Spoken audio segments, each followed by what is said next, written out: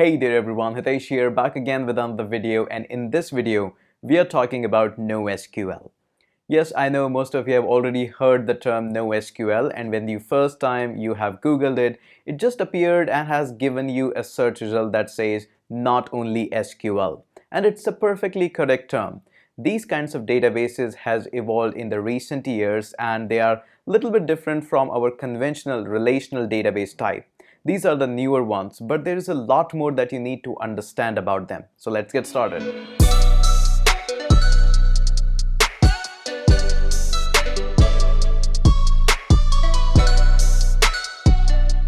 Now, in order to understand what actually is NoSQL, why it has evolved, and what kind of benefits it provides us, we need to go back into the time where there was just only one type of databases, the relational type. Conventional SQL or relational databases are a result of years of hard work, best practices, and decades of stress testing that has been done on these databases. They are designed for reliable transaction and proper structure of data that needs to be stored in them. Now this so much of the rigidness of the proper structure of storing the data, as well as so much reliability on the successful transaction of any query that we are making, has also given birth to some of the limitations that are actually in the relational databases. Now don't get me wrong here. Relational databases are still among one of the most used databases on the planet. So many applications already have been designed in it and are still using it. It's amazing. And also when I say the term that compared to relational databases, these modern NoSQL databases can perform really fast, don't get me wrong about there, because these relational databases can handle thousands and thousands of queries in just fraction of seconds. But what we are talking about is not the queries that you and me are making for a small scale website. What I'm talking here is about these gigantic websites that throws billions and trillions and gazillions of queries within a small amount of time. Websites like Facebook, Amazon, and Google. Their transactions of these queries is enormous. These NoSQL databases actually arose to get rid of some of the limitations that were there in the relational databases, and mainly focusing on two things. First, high operational speed, and second is flexibility in storing the data. Yes, there are many other features in them, but these two are the most common things that gave birth to these NoSQL databases. Now, most of these NoSQL databases has been founded by these big companies like Amazon, Facebook, and Google, because they first and foremost felt the need that there should be a database that should be following these two practices: high transactional speed and flexibility of data. Now, here's the one thing which I would like to point here. Now, relational databases are all amazing, but there is one big problem with them, which is scalability. Now, if you'll ask any database administrator who has been working with the relational, he'll say that it's all amazing until and unless our company felt a need of scalability. Yes, surely we can apply more hardware, but that's not the point. We want a scalability in a horizontal level. And these NoSQL databases can be scaled on a horizontal scale like endlessly. Now, if you'll ask me the difference between the NoSQL and the relational databases, it's actually not that complicated. It's far more easier. In the NoSQL databases, we focus on a predetermined structure known as schema, where all the data or the properties or whatever the value that is going to come into the databases. We follow that already we have defined a structure. This is what it comes here. If any other data comes up, we have no place actually to store that data. And in some application, that's exactly what we are expecting. This schema is a formal definition of how data is going to be structured and is going to be stored. At some places, we expect that it should come as an integer. It should always come as an integer, and there is no exception for that. While on the other hand, if I talk about the NoSQL databases, in NoSQL database, the data is structured and is stored in a free format. Now this free form format can be simply like a JSON object, but don't pick the word here because it can be stored in variety of other formats as well. JSON is the most common one.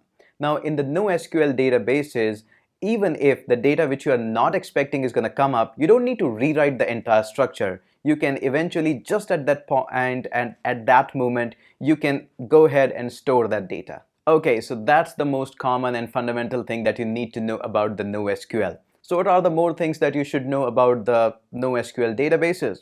Now, NoSQL databases are categorized broadly in 4 categories, but hey, again, some of the books and some of the reference point, you'll see that there are even more categories. But the whole fundamental, whole core point of these NoSQL is divided into 4 categories. The first and the most common one among all these categories is document database. The example could be MongoDB, which is my personal favorite. In these kind of database, you just collect the entire data that you want to store. The entire structure is in JSON format. Even if the new data comes up, you just create a new object and that is stored in a whole gigantic big object.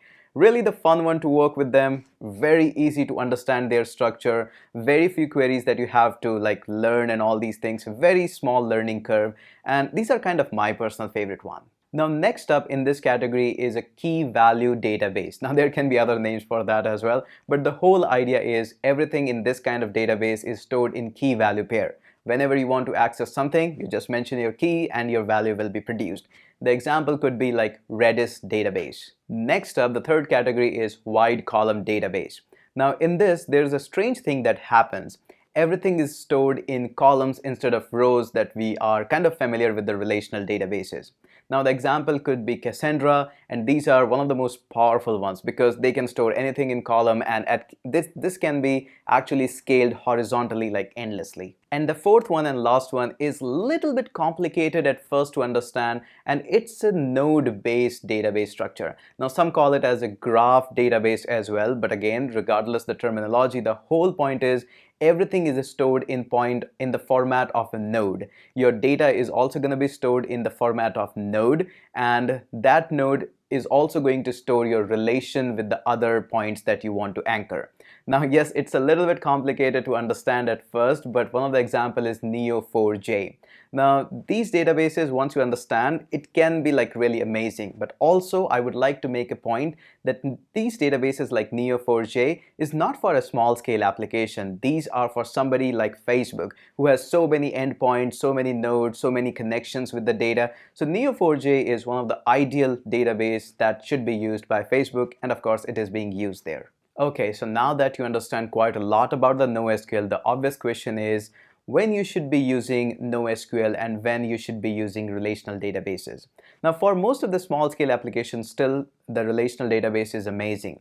But when it comes to your startup, whatever you are trying to design or your product, now it comes to a variety of things. Companies spend months and months to decide what is going to be the stack of their technology, because it's not about the favoritism. It can be not about my favorite is Java, his favorite is JavaScript, and his favorite is Swift, so we are going to use all of them. No, it's not about that. At the end, business decisions are based on money and how easily you can find developers for them. So companies do spend a lot of time in that. Now once they have decided that this is going to be our stack and all the research goes good for the NoSQL and their purpose, then only it is decided that it's going to be NoSQL or maybe relational databases. Now usually when the companies are much more worried about the fast access of their data and how the structure is going to be laid, this is the main point when they decide whether it's going to be NoSQL or relational.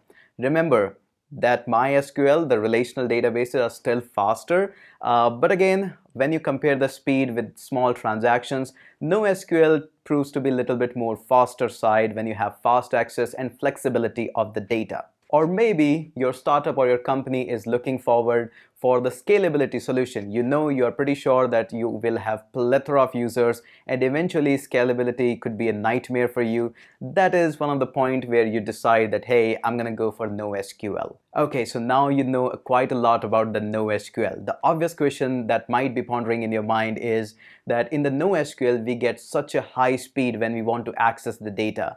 We get the flexibility of storing the data as well. Plus, the scalability is amazing. So why don't we just use NoSQL everywhere and just abandon these relational databases? That's actually a good question. Now, actually, all of these points are correct, and at some point of degree, you are right that we should use NoSQL. But let me tell you one thing. Not everything in this life and this world is all sunshine and rainbow.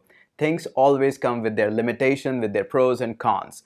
And what are the advantages here in the NoSQL are actually its downside as well. There are still many such applications which are so complex as well as require so much of the constraints about these transactions and their reliability on the transaction and their safeguards that relational databases are much more better. Now, of course, NoSQL is all amazing, but the whole property, the ACID property, I highly recommend you to Google a little bit about the ACID property of databases. Now, these ACID properties are compromised a little bit in the NoSQL, while the relational databases, they are whole rigid about that.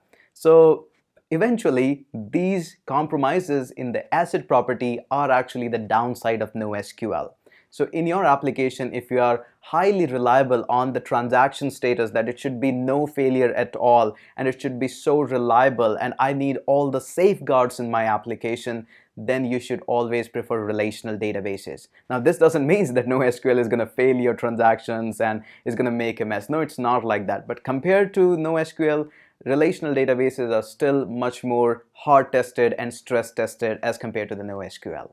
Now quickly, just onto a very last point, I would like to quickly compare the typical relational database MySQL with the typical NoSQL database MongoDB. So here is a quick chart, and in the chart you can see how we can compare the analog about the document, about the rows, columns, and what they are called in it. This is a good chart and I highly recommend to pause the video and at least have a look on it. Relational databases and NoSQL, this is always a healthy debate and I always like to take part in it. So if you have some points about the relational databases or NoSQL, I would like to read that in the comment section. These are some of the topics that I expect that every computer science student should be aware of and should be able to talk about them. I'll come up with more such topics very soon at this channel. So stay tuned. If you haven't yet subscribed to the channel, make sure you do that. That's it for this video and let's catch up in the next one.